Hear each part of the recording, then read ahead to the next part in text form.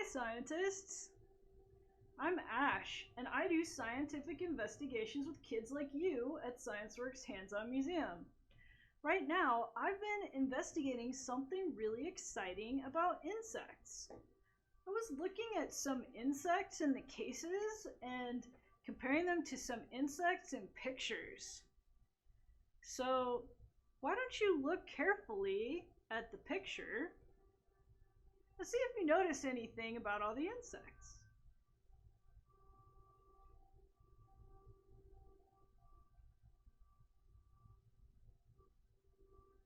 Did you notice all the different kinds of insects?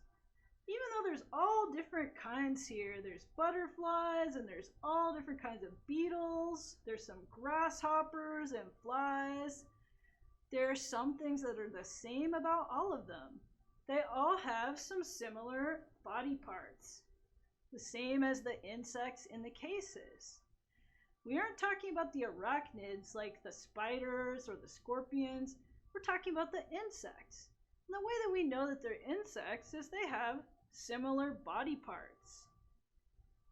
Insects have heads, thoraxes, abdomens, 6 legs, antenna, and 2 eyes. And they also are really exciting because they're symmetrical. So we could make a line down the middle of this beetle or this butterfly. And let's see, if we folded our picture in half, is everything on each side of our picture the same?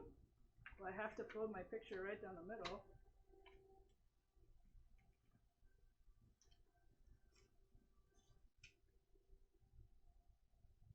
So we can see that on either side of the line, there's a wing, there's an eye, there's an antenna, there's some legs, there's a head, a thorax, and an abdomen, and they're all kind of divided right down the middle. We can do that with any of the insects that we see. Every insect that we've discovered so far on Earth is symmetrical. So if we draw a line down it, what we see on one side of the line is the same as what we see on the other side of the line. Right now, scientists have discovered over 900,000 different species of insects on Earth. Those are only the ones scientists have discovered. There might be way more. That's different species. Scientists think there could be 10 quintillion individual insects living on Earth. That's a 10 with 19 zeros after it. That is a lot of insects. In fact, about 80% of all living things are insects, and they're all symmetrical. We're going to do a little investigation to learn more about symmetry. So we are going to design some insect models from paper. We're going to make them symmetrical, and we're going to see how symmetry affects how things can balance. So we are going to use some exciting science and engineering skills to do this project. We're going to learn a little bit about insects. We're going to draw some insects. We're going to make some designs. And we're going to make some modifications to our designs if we need to. So I want to show you what you're going to need for your project. For your project, you're going to need a pen or a pencil, some markers. I'm going to just lay it all out here. You're going to need some paper clips. You might need some tin foil, and you're going to probably need some tape, and you're going to need something to balance your insect on that you make, and you'll need some kind of paper. I'm going to use some index cards to make my insect. You're also going to need to be able to have some pictures of insects. You can either maybe look at some books about insects. There's all kinds of really cool books that you can look at. If your adult says it's okay, maybe you can look for some pictures on the internet I found all kinds of really cool insect pictures that I was able to get off the internet, or you'll need to look at some real insects. How many legs did insects have again? They have 6. So we aren't going to use any spiders, we aren't going to use any snails, we're not going to use any roly-polies, or anything that is not an insect for this project. So once you decide what kind of insect you want to make, you're going to draw it on a piece of paper. So I think maybe I might want to make, I like stag beetles, but just to demonstrate how we could draw, I might just draw a picture of this guy. So I want to draw it like a real scientist. So I want to make sure that I get all the body parts right and that I make it big enough that we can see it, and that I want to include some details.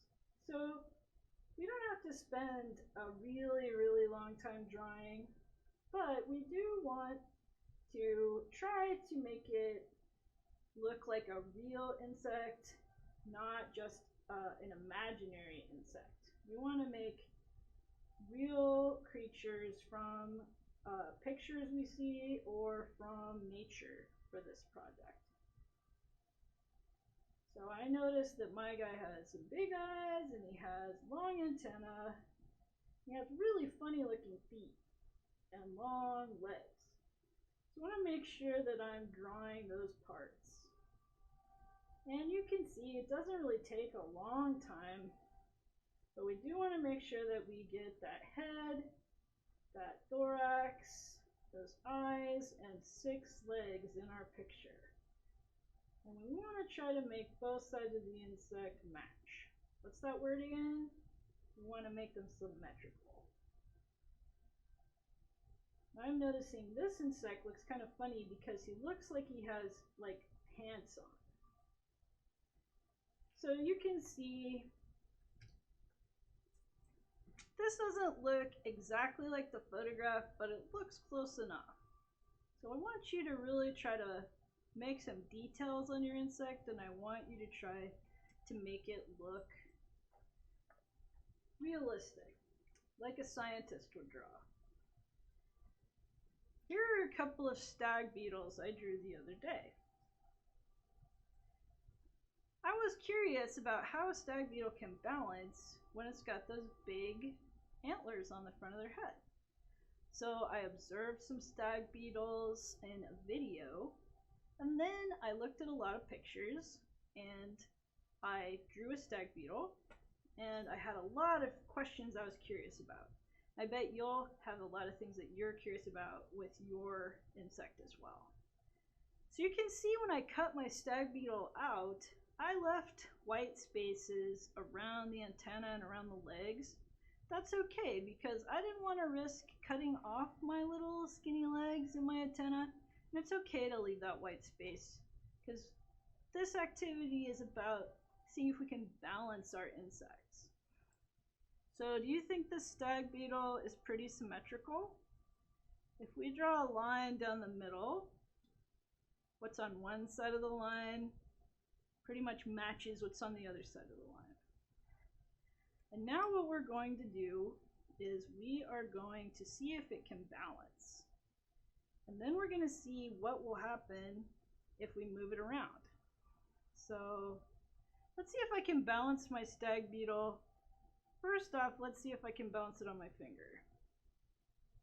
It's balancing pretty well on my finger. Kind of moving a little bit, but balancing pretty well. Let's see if I can balance it on a marker. Bouncing, oh, he fell off. Bouncing pretty well on the marker. Now we're going to make it a little trickier. I want to know if I move my stag beetle around on a marker, if it will still balance. Let's watch. Let's see, do you think it'll balance? No. What if we go up here? Do you think it'll balance? No. So I want to try to make my stag beetle balance. And what I'm going to do is I am going to add a little bit of weight.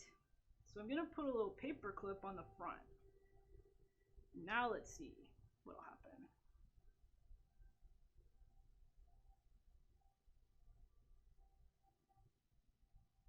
Oh, look at that. So what I want, oh, he's turning in a circle now. Your challenge is to make a realistic insect model from paper that can balance on your finger or on a pencil or a marker. First, you'll have to think about how you're going to solve your challenge.